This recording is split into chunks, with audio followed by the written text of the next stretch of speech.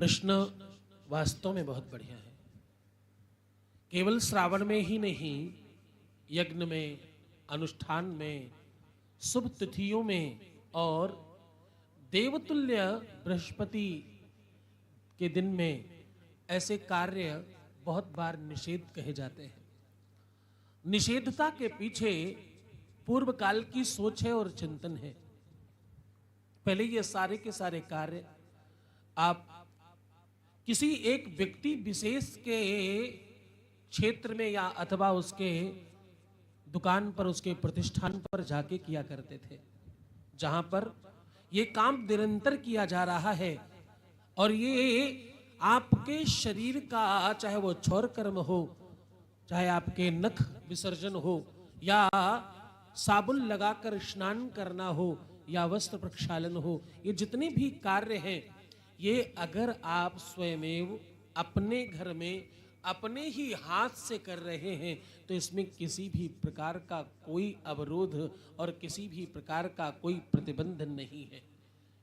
अगर आप ये काम किसी से करवा रहे हैं, व्यक्ति विशेष से करा रहे हैं, तो उसमें आपके ऊपर दोष लगता है। क्यों? क्योंकि ये सारे के सारे कर्म, ये सारे के सारे काम जो वो आपकी अपवित्रता को कोई स्पर्श कर रहा है, आपके विसर्जन को कोई स्पर्श कर रहा है, और उसने जाने कितने विसर्जन स्पर्श किए हैं सुबह से शाम तक, तो वो तुम्हें अशुद्ध कर देता है, वो तुम्हें सूतक में डाल देता है। इस कारण से बाहर जाकर के क्षौर कर्म करना निषेध है। अगर आप अपने ही घर में अपने हाथ से कर रहे हैं तो इसमें किसी भी प्रकार का कोई प्रतिबंध नहीं है।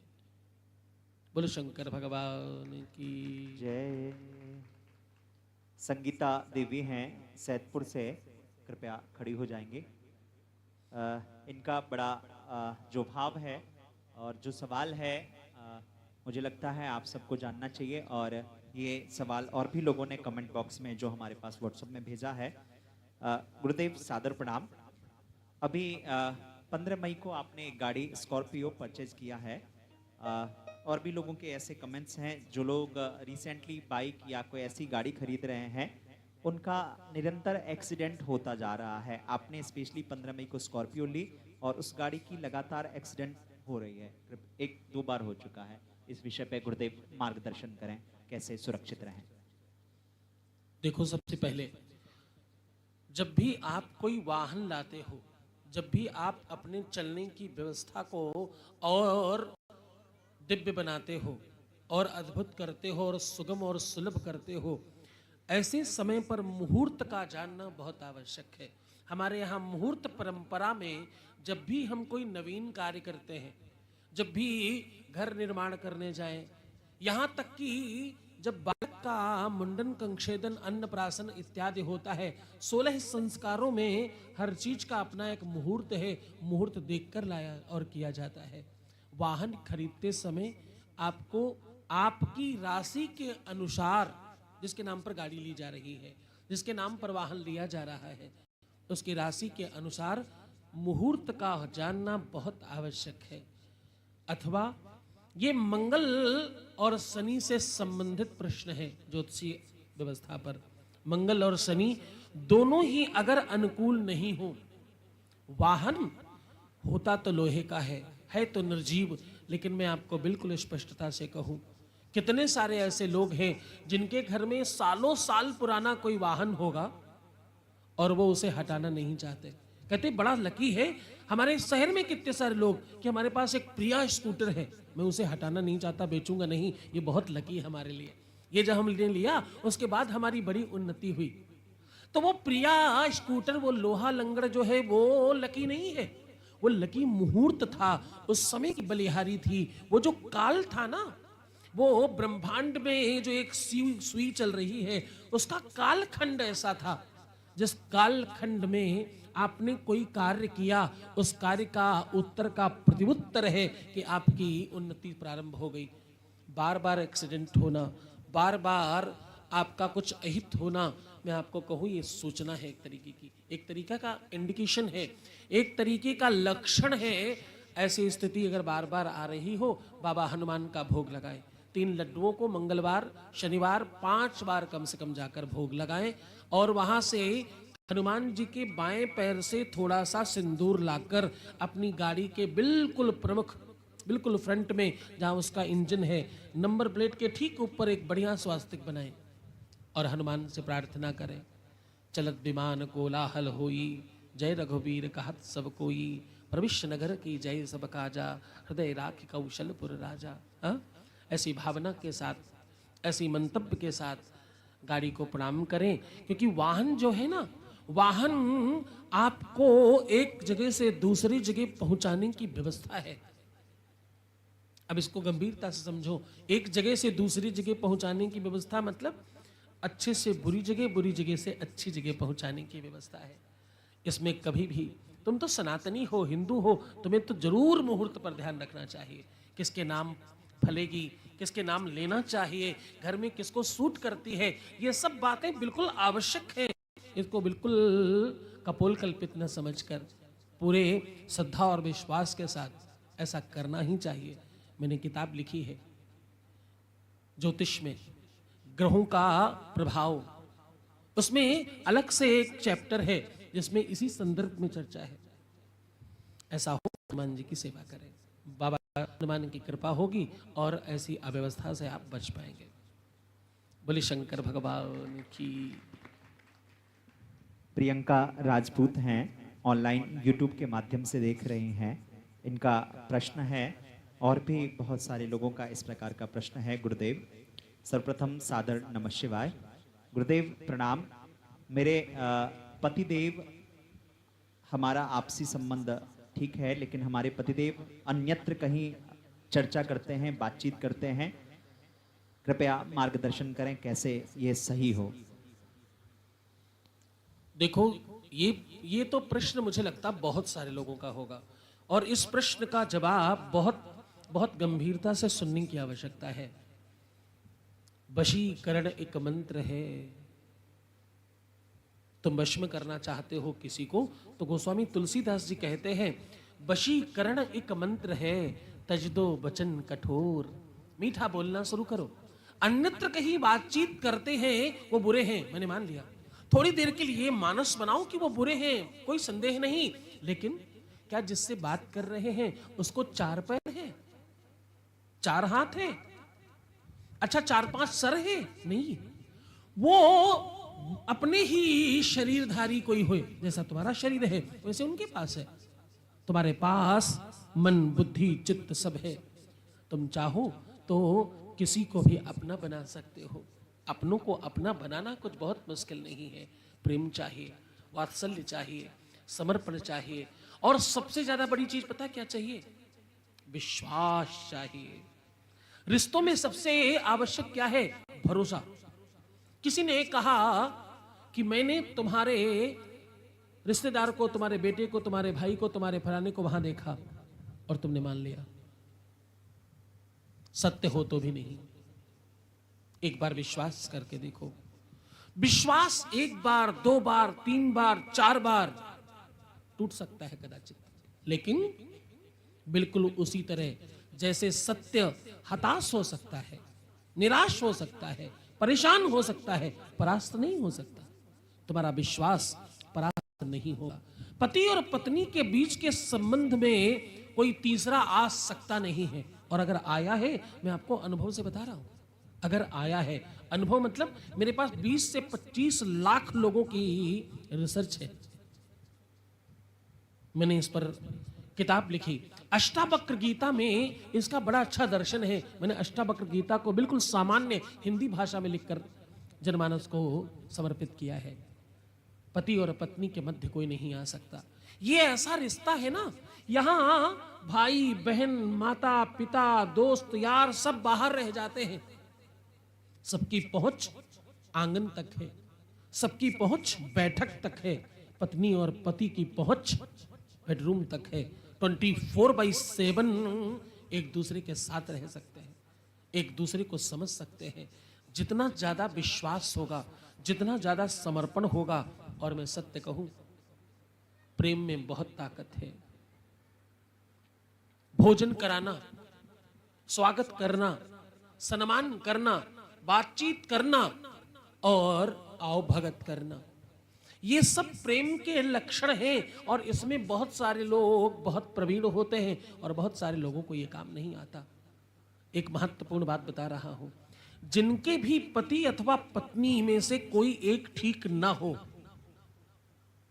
जिनमें पति और पत्नी में कोई एक ठीक ना हो, चाहे वो कहीं और बात कर रहा हो, कोई बीमार हो गया हो, किसी का मानस ठीक नहीं हो, बुद्धि ठीक नहीं हो, दिमाग ठीक नहीं हो, कार्यप्रणाली ठीक नहीं हो, जीवन ठीक नहीं हो, लक्षण ठीक नहीं हो, कर्म ठीक नहीं हो, किसी भी तरह की कोई भी समस्या हो, वो जो दूसरा वाला पार्ट है ना, वो अच्छा कर सकता है।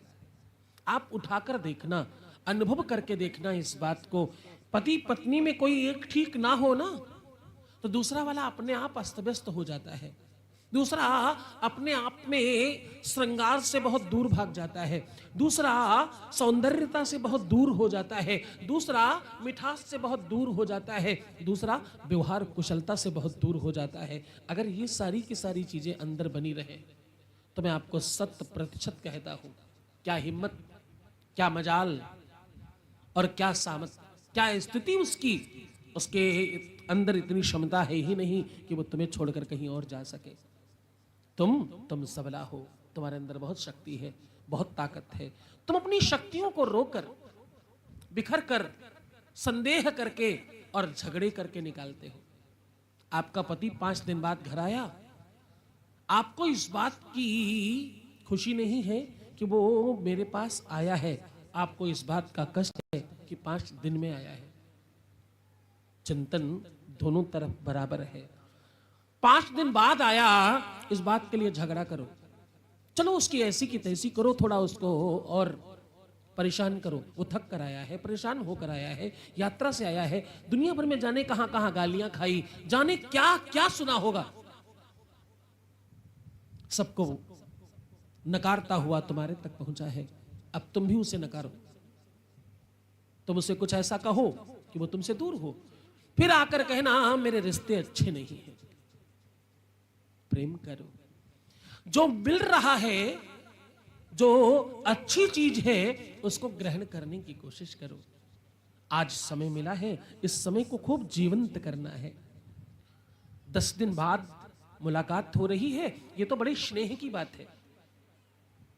इसमें तो और ज्यादा प्यास बढ़नी चाहिए, इसमें तो वात्सल्य और बढ़ना चाहिए, इसमें तो एक दूसरे के प्रति और ज्यादा आकर्षण बढ़ना चाहिए। इसमें क्या विवाद है? ऐसे हजारों लक्षण हैं। एक भरोसा चाहिए, एक विश्वास चाहिए, पति पत्नी एक हो सकते हैं। और फिर भी ऐसा हो तो वनस्पति तंत्र कहता है, शिव महापुराण कहती है, और भगवान शंकर का अघोर तंत्र कहता है। ये मैंने काली उपासना एक पुस्तक लिखी, उसको लिखते समय मेरे मानस में बहुत सारी चीजें आई कि परमात्मा ने, प्रकृति ने कितनी सारी चीजें हमें उपलब्ध कराई हैं। गौरी शंकर रुद्राक्ष, 2 रुद्राक्ष प्राकृतिक तौर पर आपस में जुड़ जाएं या जुड़े हुए मिल जाएं, उसको गौरी शंकर रुद्राक्ष कहते हैं।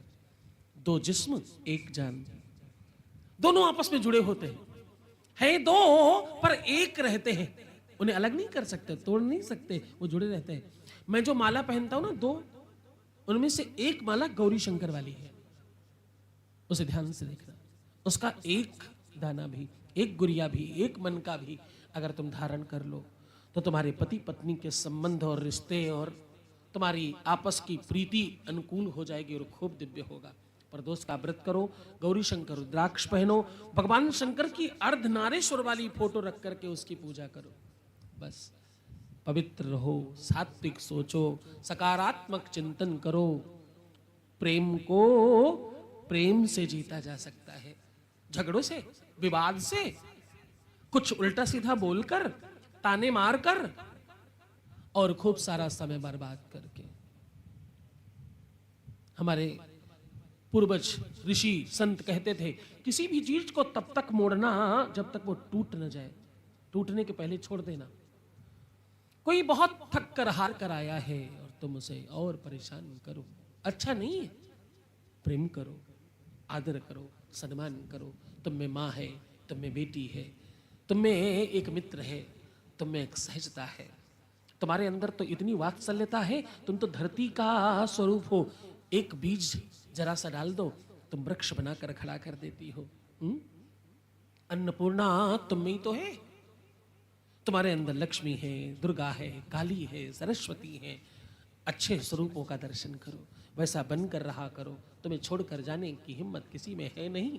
ये सब सोचना बंद करो। और कोई जा भी रहा है तो बाबा जी पछताएंगे, फिर वही चने की खाएंगे, वापस आना ही पड़ेगा, कुछ नहीं होता। हाँ, लौट के बुद्धू घर को आए, कुछ नहीं होता, आना ही पड़ेगा, तुम्हारे ही चरणों में आना पड़ेगा, कोई दूसरा रास्ता नहीं है। भगवान शंकर लेट गए माता के सामने, जब उनका क्रोध बढ़ा, पैर पड़ा। जब तक पैर नहीं पड़ा तब तक कुछ समझ नहीं आया क्या था। पैर पड़ा, वो मैं क्या हो गया, ये शांत हो गई। तो भैया आना ही पड़ेगा। तुम आनंद से रहो, भगवान शिव पर भरोसा रखो और पूजन करो। हाँ, बोलो शंकर भगवान की जय। अमरजीत कुमार हैं, ऑनलाइन दर्शन कर रहे हैं। इनका भाव है, गुरुदेव सादर प्रणाम। क्या जो लोग रुद्राक्ष धारण करते हैं या पहनना चाहते हैं, क्या नॉन वेजिटेरियन व्यक्ति रुद्राक्ष धारण कर सकता है? और रुद्राक्ष धारण करके क्या वो सो सकता है? मार्गदर्शन करें गुरुदेव। बहुत बढ़िया प्रश्न है। तुलसी, नीम, आम, पाकर, बिलपत्र, बरगद, पीपल, बहुत सारे शुभ वृक्ष हैं।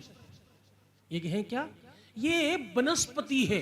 ये परमात्मा के द्वारा दिए हुए इस धरा पर, इस धरती पर एक ऐसी व्यवस्था है जिससे जीवन आनंद से चलता है, जीवनोपयोगी है। ये किसी भी स्थिति में अशुद्ध नहीं होते। तुलसी किसी भी जगह लगी हो, आनंद से तोड़कर धुलकर हम उसे भगवान को चढ़ाते हैं। पीपल का वृक्ष कहीं भी लगा हो, हम आनंद से उसका पूजन करते हैं, उसके पल्लव तोड़कर लाते हैं, पंच पल्लव में उसको प्रयोग करते हैं। आम कहीं भी लगा हो, खेत में हो, मेड़ पर हो, कहीं नाले के किनारे हो, कुछ फर्क नहीं पड़ता। ऊन, मिट्टी और वनस्पति ये किसी भी स्थिति में अशुद्ध नहीं होते। वो तुम्हारी सुविधा है। तुम्हें रात में सोने समय गड़ रहा है, चुभ रहा है, तो रात्रि में निकाल कर रख दो। अन्यथा 24/7 तुम कभी भी किसी भी समय पहन सकते हो। चाहे तुम वॉशरूम में हो, तुम बेडरूम में हो, तुम ड्राइंग रूम में हो, अथवा तुम अपने कार्य क्षेत्र में हो, सब जगह बिल्कुल एक जैसी व्यवस्था है, कुछ अंतर नहीं है। क्यों? तुम्हारे पेट में कितनी सारी गंदगी है, उसे तो तुम लाद कर घूम रहे हो। हाँ, तुम्हारे दिमाग में कितनी सारी गंदगी है, उसको तो तुम लिए घूम रहे हो। ये वनस्पति है, ये तुम्हें शुद्ध करती है, ये कभी अशुद्ध नहीं होती। जो चीजें दूसरे को ठीक कर रही हैं, वो स्वयं कैसे खराब हो सकती है? ये हर हाल में, हर स्थिति में, हर समय तुम्हारी सुविधा के अनुसार तुम इसे धारण करो। तुम पवित्र समझते हो, तुम्हारा मानस है, तुम्हारी श्रद्धा है, तुम्हें लगता है कि नहीं नहीं मैं शौच क्रिया इत्यादि के लिए इसे लेकर जा नहीं सकता, मेरी श्रद्धा है, मैं इसमें महादेव का दर्शन करता हूं, तो उतार कर जाओ, कोई आपत्ति नहीं है। नहीं उतारा तो कोई नुकसान है? नहीं नहीं नहीं, उतारो, नुकसान कुछ नहीं। पहने रखा तो कोई दिक्कत नहीं है, कोई समस्या की बात नहीं। तुम्हारा भाव, तुम्हारी भक्ति और तुम्हारा अपना निजी दर्शन, इसमें सारा का सारा काम करता है। तुम पहन कर रखो तो भी, तुम उतारो रात्रि में शौच इत्यादि के समय तो भी ये हमेशा शुद्ध रहता है। हाँ, ये ऐसी अद्भुत औषधि है, ये ऐसी अद्भुत व्यवस्था है परमात्मा के द्वारा। रुद्राक्ष 1 मुखी से लेकर 24 मुखी तक, 18, 19, 20 बहुत मिलता है। इसके ऊपर थोड़ा मुश्किल होने लगता है। ये सारे के सारे रुद्राक्ष, एक एक रुद्राक्ष में इतना कुछ छुपा हुआ है। कोई बहुत क्रोध करता हो, कोई बहुत गुस्सा करता हो, कोई एंजाइटी में हो, दिमाग नहीं काम कर रहा हो, किसी का डिप्रेशन बढ़ गया हो, अनिद्रा हो, नींद नहीं आती हो, चिड़चिड़ करता हो, और इसका कोई इलाज नहीं है मेडिकल में। मेडिकल क्या कहता है? नींद की दवाई लो, सो जाओ, ये इलाज है इसका। दुनिया में जितने भी प्रकार के डिप्रेशन है उसका इलाज नहीं है। रुद्राक्ष में है। 3 मुखी रुद्राक्ष 51 से 100 तक, मिनिमम 51, मैक्सिमम 101 रुद्राक्ष पानी के बर्तन में डालकर रखिए और उसका पानी पीना शुरू करिए। 7 दिन तब होंगे जब आपको खुद को आनंद आने लगेगा। 7 दिन तब होंगे जब पानी जैसे तुम बिल्कुल निश्चल हो जाओगे, आर पार तुम्हारे सब दिख रहा होगा और तुम्हें कोई क्रोध, एंजाइटी, अनिद्रा, अमाद, प्रमाद, अवसाद कुछ नहीं बचेगा। ये तो लाभ की चीज है, इसको तो जितना हो सके जीवन में प्रयोग करो, उपयोग करो और लाभ लो इसका। बोलो शंकर भगवान की जय। सिंधु यादव हैं वाराणसी से। सिंधु यादव यहाँ उपस्थित हैं, वाराणसी से हैं। गुरुदेव सादर प्रणाम। शादी विवाह कर को लेकर के केस मुकदमा चल रहा है, कृपया मार्गदर्शन करें। देखो क्या करूं, मैं ज्योतिष को भी बहुत भली भांति समझता हूँ। तुम बहुत अच्छी बिटिया हो, बहुत अच्छी हो। तुम्हारा मन, तुम्हारी बुद्धि, तुम्हारा चित्त, तुम्हारा सोच, तुम्हारी समझ, तुम्हारी जानकारी, तुम्हारे संस्कार सब बहुत अच्छे हैं। लेकिन तुम्हारा क्रोध, तुम्हारी अपनी कभी कदार भाषा, तुम्हारा कभी कभी व्यवहार, माना कि सामने भी बहुत गलतियां रही हैं, लेकिन तुम्हारी तरफ से भी कुछ कम नहीं था। सखे पतंग जलता है लेकिन संग संग दीपक जलता है और दोनों ओर प्रेम पलता है। प्रेम और झगड़ा बोथ साइड होता है। अब तुम जिस स्थिति पे खड़े हो, यहां से कोई यूटर्न नहीं है। इसमें बहुत लंबा काल दिखाई पड़ता है जहां तुम्हें बहुत भागम भाग करना पड़ेगा। आज के समय तुम्हारा कोई सहयोगी नहीं है। आज के समय तुम्हारा कोई सहयोग करने के लिए खड़ा नहीं है। तुम्हारे खुद के भी पैर फिसल रहे हैं, संभाल कर खड़े रहो। बरसात का महीना है, जितना हो सके अपने आप को संभाल कर रखो। बरसात का मतलब समझ रहे हो? बरसात का मतलब समझ आया आपको? अच्छा, बरसात का मतलब चारों तरफ से लोग बारिश कर रहे हैं। एक बेटी को, एक लड़की को बहुत संभल कर रहना पड़ता है। खास तौर से तुम्हारी राशि में बहुत समस्या है। भगवान शंकर को भांग चढ़ाया करो, भंग चढ़ाकर जाओ और अधिकतर समय भंग चढ़ाओ। भंग को संस्कृत में विजया कहते हैं। मैं सीधी शब्दों में कहूं तो गलती तुम्हारी भी रही है, लेकिन अब परिस्थिति ऐसी है कि यूटर्न नहीं दिखाई पड़ता, कोई वापसी का रास्ता नहीं दिखाई पड़ता। अब तो तुम्हें आगे बढ़कर नए रास्ते निर्माण करने होंगे। बहुत ताकत की जरूरत है। सही समय पे खान पान, मुस्कुराओ, सुंदर बनो, हर आधे घंटे में प्रणाम करके पानी पियो, भगवान पर भरोसा और विश्वास रखो, भंग चढ़ाया करो, महादेव तुम्हारी मदद करेंगे। ठीक है? बोलो शंकर भगवान की। सृष्टि महाराष्ट्र से हैं। सृष्टि महाराष्ट्र से हैं। किसी भी परिस्थिति में मन को शांत कैसे रखें, किस प्रकार से हम अपने मन को कंट्रोल कर सकें अच्छी बुरी परिस्थितियों में, गुरुदेव मार्गदर्शन करें। भरोसा एक नाथ का, परमात्मा के भरोसे जो लोग रहते हैं, हारिए न हिम्मत, विचारिए न राम। विषम परिस्थिति हो तो क्या करें? हारिए न हिम्मत, विचारिए न राम। विषम परिस्थिति आए तो रोना नहीं, परेशान नहीं होना, दुखी नहीं होना, हड़बड़ा नहीं जाना, परेशान नहीं होना। क्या करना? अडिग रहना। जिसने व्यवस्था की, जिसने अव्यवस्था की, वही रास्ता निकालेगा। हारिए न हिम्मत, विचारिए न राम। परमात्मा का धन्यवाद करो हर परिस्थिति में। मन का काम क्या है? तुम जिधर ले जाओगे उधर जाएगा। मन तुम्हारे अंदर है, तुम मन के अंदर नहीं हो। अधिकतर लोग कहते हैं मन खराब है, मन नहीं लगता, मन नहीं समझता, मन को कैसे एकाग्र करें, मन को कैसे संभालें, विषम परिस्थिति में मन को कैसे बांध कर रखें। अरे मन तुम्हारे अंदर है, तुम थोड़ी मन के अंदर हो। भगवान पर भरोसा करो। जितना ज्यादा परमात्मा की तरफ अपना ध्यान रखोगे, उतना ज्यादा मन पर अंकुश लगेगा। लोग कहते हैं ध्यान करो, मेडिटेट करो, प्राणायाम करो, समास करो। मैं कहता हूं इन सब चीजों की जरूरत नहीं है। क्या करो? खुद को जानने की कोशिश करो। जितना ज्यादा हो सके सकारात्मक चिंतन करो। धन्यवाद निर्विवाद। क्या कह रहा हूं? धन्यवाद निर्विवाद, हानि लाभ सहिए, जाहि विधि राखे राम ताहि विधि रहिए। हर स्थिति में धन्यवाद करना सीखिए। आज भोजन नहीं मिला हाय कितना बुरा समय है, आज मुझे खाना नहीं मिला, एक भाव है। दूसरा, कितनी कृपा है परमात्मा की, आज उपवास रखने की व्यवस्था बना दी उन्होंने। वो चाहते हैं कि आज मैं उपवास करूं। अब इस दोनों भावनाओं में कुछ अंतर नहीं हुआ, एक बड़ा अंतर हो रहा है। एक में तुम बहुत परेशान हो रही हो, एक में तुम बहुत नीचे गिर रही हो, एक में तुम ऊपर उठ रही हो, एक में तुम दुखी हो रहे हो, दूसरे में तुम प्रसन्न हो रहे हो। भोजन अपने मन को, अपनी बुद्धि को वो देना शुरू करो जिससे वो और चैतन्य हो। चैतन्य होगा तो वो उस परम तत्व से जुड़ेगा।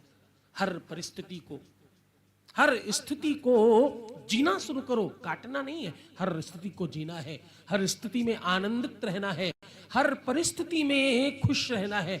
अगर हमें सामान्य चीज मिली तो परमात्मा की कृपा है, और बहुत बढ़िया कोई चीज मिली तो ईश्वर की ज्यादा बड़ी कृपा है। कैसी भी स्थिति हो, मैं तो कहता हूं भगवान का धन्यवाद करो, ये बार बार करो। मैं आपको ये जो नियम बता रहा हूं, ये करते ही तुम्हारा मन कंट्रोल हो जाएगा। तुम्हारी कोई भी उम्र हो, कोई भी आयु हो, मन को कंट्रोल करने का सबसे बढ़िया तरीका, मन एक छोटा बच्चा है, उसे चॉकलेट देने की आदत डालो। चॉकलेट क्या है? सब अच्छा है। अभी समय कैसा? बहुत अच्छा। किसी को पूछो तुम कैसे हो? ठीक तो नहीं है। अरे नहीं नहीं, हम बहुत ठीक हैं। सोशल मीडिया पे कोई तुमसे गलती से पूछ ले how are you, I am fine, हम बहुत अच्छे। अरे इधर भी कहो ना, वो सोशल है। तुम्हें इंटरनली सोशल होने की नीड है। हर जगह अच्छा है, खुश रहो और हमेशा अच्छा चिंतन करो। सब बहुत अच्छा हो रहा है। आज हम जा रहे थे, हमें चोट लग गई, बहुत बुरा हुआ। शिव महापुराण सुनने आए, उसके बावजूद भी चोट लग गई।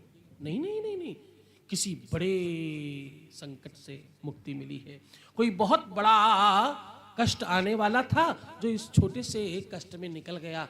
बहुत धन्यवाद भगवान, बहुत धन्यवाद कि आपने इस छोटी सी चीज से बड़ी चीज को काट दिया। तो धन्यवाद करना शुरू करो, सने सने ये अभ्यास करो। ये तुम्हें ध्यान, मेडिटेशन और समास और बड़ी बड़ी चीजों से भी ज्यादा लाभ करेगा।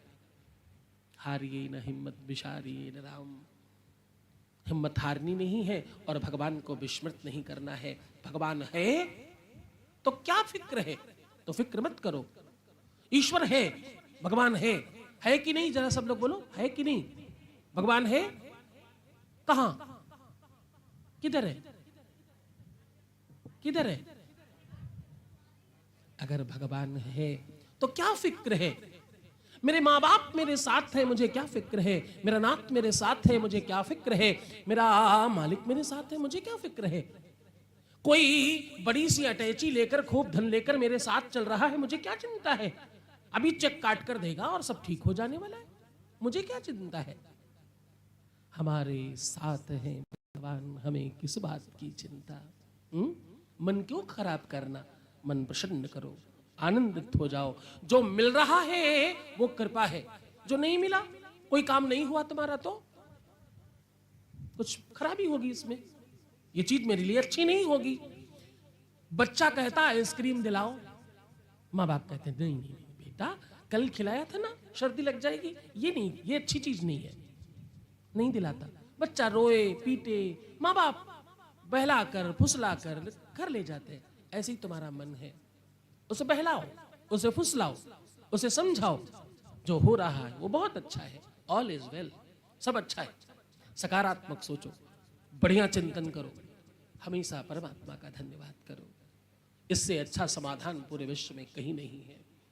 ऐसा करने लगे ना, ये सुनने में सामान्य लग रहा है, पर ऐसा करने लगे तो मैं सत्य कह रहा हूं, पहले ही क्षण से, पहले ही पल से तुम्हारे मुंह से निकलेगा, मेरा हर पल हर क्षण शिवमय हो रहा है और सुखमय हो रहा है। क्या कहोगे? मेरा हर पल शिवमय हो रहा है और सुखमय हो रहा है। शिवमय होगा तो सुखमय होगा ही होगा। तुम्हें कितना सा काम है, तुम्हें शिवमय करना है, सुखमय वो खुद करेंगे।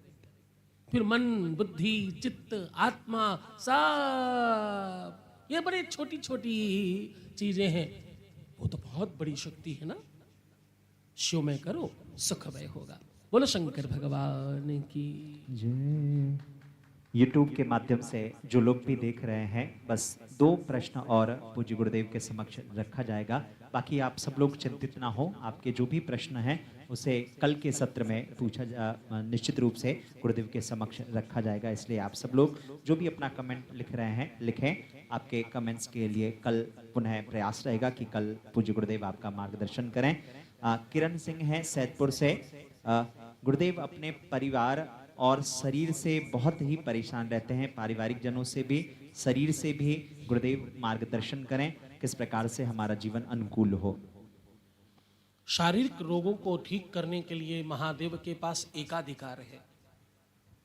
शारीरिक कैसा ही कष्ट हो, कितनी ही तकलीफ हो, इसका एकाधिकार भगवान शंकर के पास है।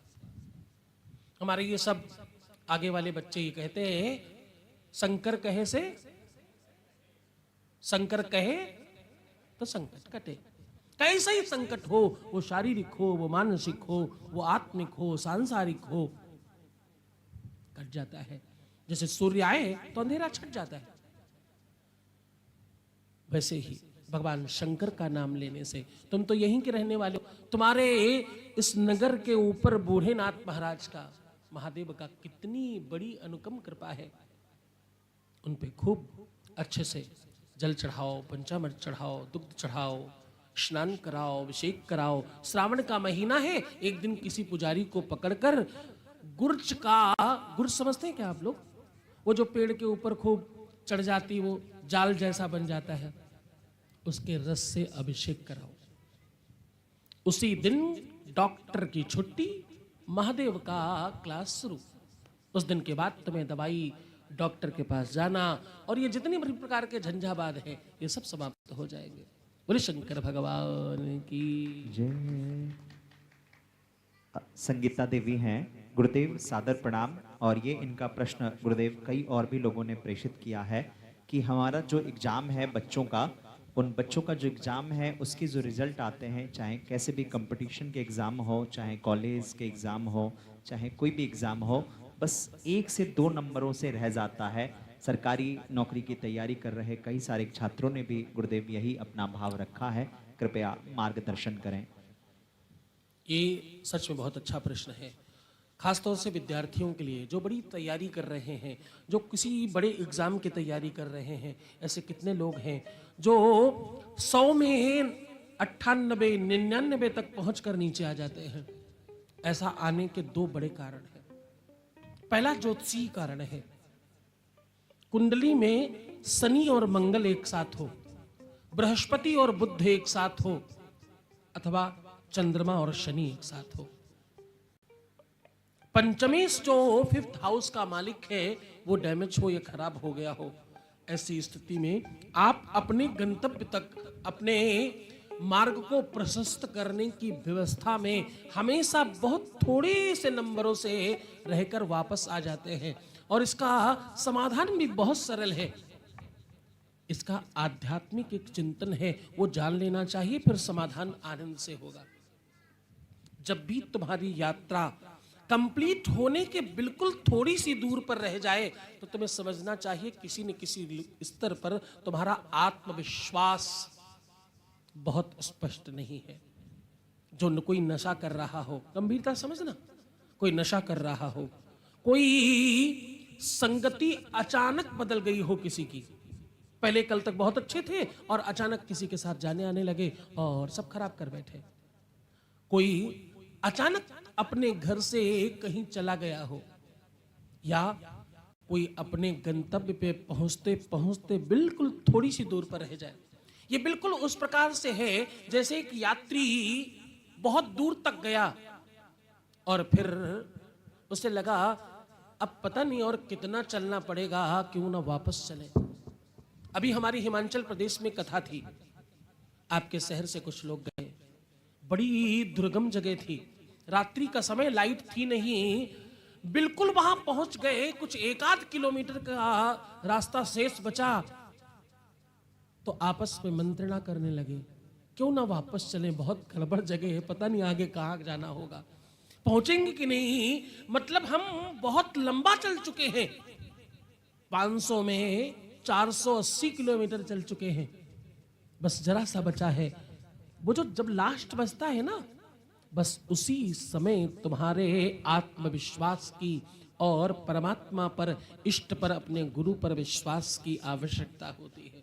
वो जो अंतिम का चरण है ना, वो सबसे ताकतवर होता है। मुनव्वर राना साहब कहते, हर बड़ी इमारत हर समय खतरे में रहती है। जितना ज्यादा आप ऊपर हैं उतना ज्यादा खतरे में है। साइकिल जैसे जैसे ऊपर जा रही होती है, जब खूब ऊंचाई पर पहुंचती तो और ज्यादा ताकत मांगती है, और ज्यादा शक्ति मांगती है, और ज्यादा बल लगाने की जरूरत पड़ती है। आध्यात्मिकता कहती है कि आपका जो आत्मविश्वास है वो स्ट्रांग होना चाहिए। समाधान बिल्कुल आसान है, कुछ नहीं करना। दाहिने हाथ के अंगूठे में आत्मविश्वास की बात है ना, जब तुम बूस्ट करते हो, बहुत अच्छा। ये जो अंगूठा उठाते हो, बस इसी में चांदी लगाओ। चांदी का छल्ला अगर अंगूठे में पहन लिया तो 1000 फायदे हैं। आत्मविश्वास बढ़ता है, मन शांत रहता है, चित्त बेहतर रहता है, भक्ति में मन लगता है, बुद्धि विवेक अनुकूल रहता है, क्रोध नहीं आता, ब्लड प्रेशर ठीक हो जाता है, और गठिया बाई, घुटनों का, इसका उसका दर्द ठीक हो जाता, और निर्णय लेने में सामर्थ्य मिलती। चांदी वो धातु है जो पारदर्शी है। अब आप कहोगे उसमें दिखता तो नहीं इधर से उधर। चांदी दुनिया की पहले धातु है जो पारदर्शी है। चांदी विश्व की पहली धातु है जो बहुत सॉफ्ट है, बहुत बहुत सौम्य है। चांदी दुनिया की पहली धातु है जो तुरंत इफेक्ट करती है, तुरंत रिएक्ट करती है, ऐसा कहना चाहिए। आप गर्म पानी डालो, आधा ग्लास भरो, ऊपर तक गर्म हो जाएगा। कांच के गिलास में डालो, वहां तक नहीं होगा। स्टील में डालो, वहां तक नहीं होगा। पीतल में डालो, ऐसा नहीं होगा। अगर आपने चांदी के गिलास में कोई गर्म चीज डाली, आधी दूर तक भी डाली, तो ऊपर तक कंप्लीट गर्म हो जाएगा, पूरा का पूरा एक साथ। पारदर्शी है, एक तरफ रखो, दूसरी तरफ अपने आप पहुंच जाता है। चांदी हमेशा मन को कनेक्ट करती है। चंद्रमा की धातु है ना, चांदी के गिलास में पानी पीना चाहिए, चांदी के गिलास रखनी चाहिए, छोटे बच्चों को चम्मच देना चाहिए चांदी का। पहले लोग देते थे, अन्नप्राशन में सबसे पहले चांदी का चम्मच ही दिया जाया करता था। क्यों? छोटा बच्चा है, यही से जरूरत है उसके मन के कंस्ट्रक्शन की। जैसे मकान का कंस्ट्रक्शन होता है, वैसे मन का भी कंस्ट्रक्शन होता है। धीरे धीरे तुम बिगड़ते हो, एकदम से थोड़ी बिगड़ते हो। इसलिए तुम्हारे पूर्वज कहते थे, बोलना शुरू करे उसके पहले चांदी का चम्मच पकड़ाओ, अन्नप्राशन वाले दिन ही। हाँ, तो चांदी का अंगूठे में अगर छल्ला पहना तो आत्मविश्वास बढ़ेगा। तुम्हारे जो बिल्कुल पहुंचते पहुंचते रह जाते हो, ये एग्जाम की बात केवल नहीं है, पूरे जीवन की बात बता रहा हूं। पूरी लाइफ में तुम व्यापार कर रहे हो, तुम नौकरी कर रहे हो, तुम कोई काम कर रहे हो, तुम कहीं जा रहे हो, किसी भी स्थिति में, यहां तक कि तुम्हारा मन कंट्रोल में नहीं रहता हो तो भी, तुम भटक रहे हो तो भी, हाँ, नशा तुम नहीं करना चाहते पर कर रहे हो, तुम अपनी कोई बुरी आदत नहीं छोड़ पा रहे हो तो भी, आपके बीच में बालक बैठा है, मैं उठाऊंगा तो नहीं, वो कहते गुरुदेव पहले मैं बिना शराब के रह नहीं पाता था, ऐसी लत लग गई कि चाहिए ही होती थी, और खूब पीते थे हम। जाने क्या हुआ, लखी जिनलाल की मुस्कान, ताही बिसरी बेद बिद धुन, योग विद्या ध्यान। बोले जिस दिन से आपको देखा है, कुछ उपाय किए, उसके बाद तो अब मन ही नहीं करता उधर जाने का, मेरी इच्छा ही नहीं होती ऐसा करने की। हाँ, मैं करता ही नहीं। आपकी सभा में बैठे यहीं से, तो मन कंट्रोल करना हो तो अंगूठे में चांदी का छल्ला पहनो। ये करने से तुम्हारा मन, तुम्हारी बुद्धि, तुम्हारा चित्त और तुम्हारी थिंकिंग, सोचने समझने की व्यवस्था अनुकूल हो जाती है। बोले शंकर भगवान की जय। आखिरी भाव है किन्हीं का, और जो लोग YouTube के माध्यम से सुन रहे हैं, राइट, दाहिने हाथ में हमेशा, स्त्री हो या पुरुष, दोनों दाहिने हाथ में। बस ये आखिरी भाव है। जो लोग भी सुन रहे हैं उनके लिए कृपया आपके जो कमेंट्स हैं उसका जवाब आपको कल दे दिया जाएगा। गुरुदेव सादर प्रणाम। स्वर्ण कुमार हैं यहीं से, इनका प्रश्न और बहुत सारे लोगों का प्रश्न सिमिलर है कि हम जो भी कार्य सोचते हैं, कार्य चालू करना चाहते हैं, वो कार्य पूरा नहीं होता। हम जो नया वेंचर स्टार्ट करना चाहते हैं, हम जो नया बिजनेस प्लान करना चाहते हैं, या हम जो कुछ भी फ्यूचर में प्लान करते हैं अपने करियर से रिलेटेड, अपने पर्सनल एंड प्रोफेशनल लाइफ से रिलेटेड, हमें किसी में भी कुछ बेनिफिट नहीं मिलता, कार्य पूरा नहीं होता। गुरुदेव कैसे संभव होगा, मार्गदर्शन करें। हर व्यक्ति के शरीर में 5 शरीर हैं। हर व्यक्ति के साथ में आपके अंदर इंटरनली 5 और शरीर हैं। इसको मिलाकर एक तो तुम्हारा ये बाहरी शरीर जिसको अन्नमय कोश कहते हैं। ये थोड़ी बात बड़ी है इसलिए ध्यान समझना। ये 5 शरीर अलग अलग रिएक्शन करते हैं। अन्नमय कोश, प्राणमय कोश, मनोमय कोश, बुद्धिमय कोश और ज्ञानमय कोश। इस प्रकार से 5 कोश हैं शरीर के अंदर। जैसे पंच तत्व है वैसे ही 5 महाभूत हैं, वैसे ही 5 कोश है शरीर के अंदर। 5 शरीर हैं। आप केवल अन्नमय कोश को ज्यादा तवज्जो देते हो। आप मतलब सारे ही लोग। जब भी तुम्हारा कोई वेंचर ठीक न चल रहा हो, जब भी तुम्हें लगे कि हम कोई काम शुरू करते हैं और वो ठीक नहीं हो रहा है, रास्ता नहीं पता चल रहा है, सीधा यही हुआ ना। हम करने का प्रयास कर रहे हैं पर हो नहीं रहा। हम कर तो रहे, हम प्रयास तो कर रहे हैं, हम ऊपर तो चढ़ते लेकिन खिसक कर नीचे आ जाते हैं। इसका सीधा मतलब है तुम सीढ़ियों से नहीं चढ़ रहे, तुम सपाट जगह पर चढ़ने की कोशिश कर रहे हो। इसका मतलब क्या हुआ? इसका मतलब तुम्हारी दिशा और तुम्हारी दशा दोनों खराब है। दिशा अनुकूल नहीं है कि तुम्हें जो करना चाहिए तुम वो अभी नहीं कर रहे हो, पहली बात। दूसरा, तुम्हारी दशा यानी तुम्हारा समय अनुकूल नहीं है करने का। तुम्हारी भाग्य में, तुम्हारे प्रारब्ध में नौकरी लिखी हो, तुम व्यापार करने की कोशिश कर रहे हो। तुम्हें परमात्मा ने डॉक्टर बनाने के लिए जन्म दिया है और तुम इंजीनियर बनने का प्रयास कर रहे हो। मैं हमेशा ये कहता हूं, जो ज्योतिष के जानकार हैं, जो कुंडली उंडली देखते हैं, हाथ वाथ देखने की का नाटक करते हैं, मंदिर के पुजारी, यहाँ वहाँ के छोटे मोटे जानकार, मैं कहता हूं तुम्हें कोई बात नहीं पता तो बताना मत। किसी के करियर के साथ खिलवाड़ मत करना।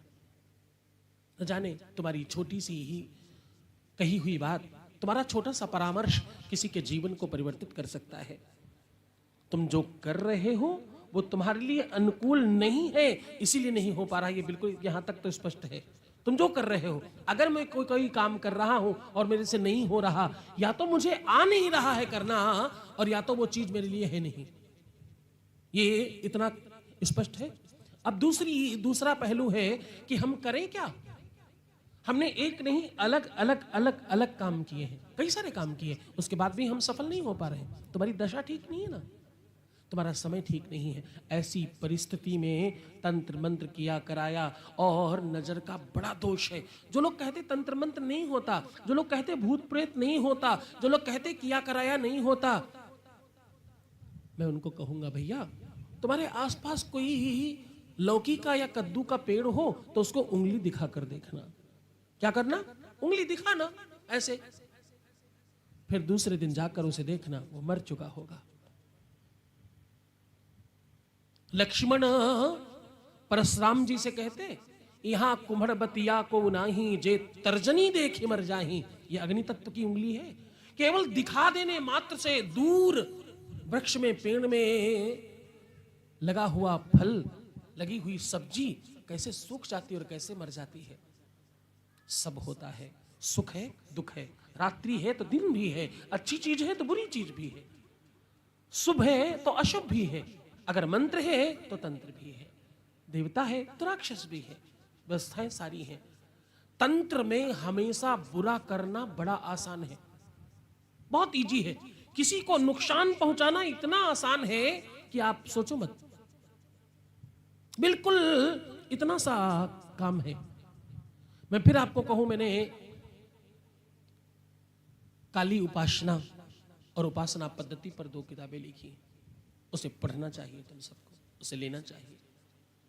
उसमें स्पष्टता से एक एक बात का विश्लेषण है, एक एक बात को बड़ी स्पष्टता से बताया गया है। तंत्र होता है और तंत्र प्रभावी है। बुरा करना आसान है, अच्छा करना मुश्किल है। किसी को गोली मारने के लिए क्या 50 रुपए की, 100 रुपए की, 200 रुपए की, ईंटा मारना क्या उठा कर फेंक दिया, पर बचाना, ठीक करना हजारों गुना मुश्किल काम है। इवन करोड़ों गुना ज्यादा मुश्किल काम है। इसलिए हमेशा प्रयास करें, अपने घरों को शुद्ध रखें, प्रयत्न करें कि जो तुम्हारे पूर्वजों ने बचने के नियम बताए हैं वो करें। क्यों? क्योंकि तुम और कुछ नहीं कर सकते, अपने आप को सुरक्षित कर सकते हो। बरसात रोक नहीं सकते, छाता लेकर जा सकते हो, इसके अलावा कोई दूसरा रास्ता नहीं है। तो मुझे ऐसा लगता है कि आपके यहाँ आसपास कुछ तंत्र मंत्र, कुछ गलत चीजें हैं, तुम्हारी दशा ठीक नहीं है। दशा ठीक होगी और बताने वाला गुरु साथ होगा, दिशा बताने वाला, तो तुम 100% सफल होगे। मेहनती बच्चे हो, खूब मेहनत करते हो, मन अच्छा है तुम्हारा, तुम्हारा दिमाग अच्छा है, तुम काम अच्छा कर लेते हो, अच्छा काम करना जानते हो, तो असफल होने का कोई कारण नहीं है। बस यही एक छोटा कारण है, इसका समाधान करें। सामान्यतः समाधान क्या है? गूगल, लोबान, ये 2 औषधियां हैं, इनको खरीदें, इनका पाउडर बनाएं, कंडे अथवा कोयले की आग बनाकर इसको रविवार मंगलवार जलाया करें अपने अपने घरों में। ये एक सबको करना चाहिए, पता नहीं कब किसकी नजर लग जाए। और एक बात कहूं, नजर लगाने के लिए कोई मंत्र तंत्र की जरूरत नहीं पड़ती, इतना ही बहुत हो जाता है। ओहो, बड़ा अच्छा बना है, खत्म, स्वाहा, शुरू हो गया काम। नजर लगाने के लिए कुछ बहुत नहीं चाहिए, बहुत थोड़ी सी कुदृष्टि चाहिए मात्र, उतने भर से खराब होने लगता है। तो गूगल और लुबान सबको जलाना चाहिए, आप खुद भी जलाया करें। शनिवार, रविवार, मंगलवार अथवा केवल रविवार मंगलवार जलाएं, उसकी धुनी पूरे घर में घुमाएं और खुली जगह में रख करके सारे खिड़की दरवाजे खोलकर पूरे घर में उसकी सुगंध जाने दें। ऐसा करने से नकारात्मक चीजें बंद हो जाती हैं। इसके साथ साथ रोज नमक का पोछा भी हर घर में लगना चाहिए। ये मैं हमेशा कहता हूँ, नमक का पोछा लगाओ, जो सफाई होती पोछा लगता है उसमें थोड़ा सा नमक डाला करो। ऐसा करने से तुम्हारा घर शुद्ध रहेगा, बुरी चीजों से लड़ने की क्षमता होगी उसमें। और एक बात बताऊं, इन सब से भी बहुत बड़ी, कोई सबल गुरु हो, गुरु मंत्र पर तुम्हारी श्रद्धा हो और गुरु मंत्र का आश्रय हो। मंत्र, मंत्र, यंत्र, बुरी चीजें, कुदृष्टि, कुछ भी नहीं लगता। कुछ भी नहीं मतलब कुछ भी नहीं लगता। ना विष काम करता है, ना तो कुदृष्टि काम करती है, ना तो कोई मूठ चलाना काम करती है, ना तो कोई षड्यंत्र काम करता है, ना तो कोई अपवाद काम करता है। वहाँ तो सिर्फ महादेव काम करते हैं और वही आशीषित करते हैं। बोली शंकर भगवान की जय।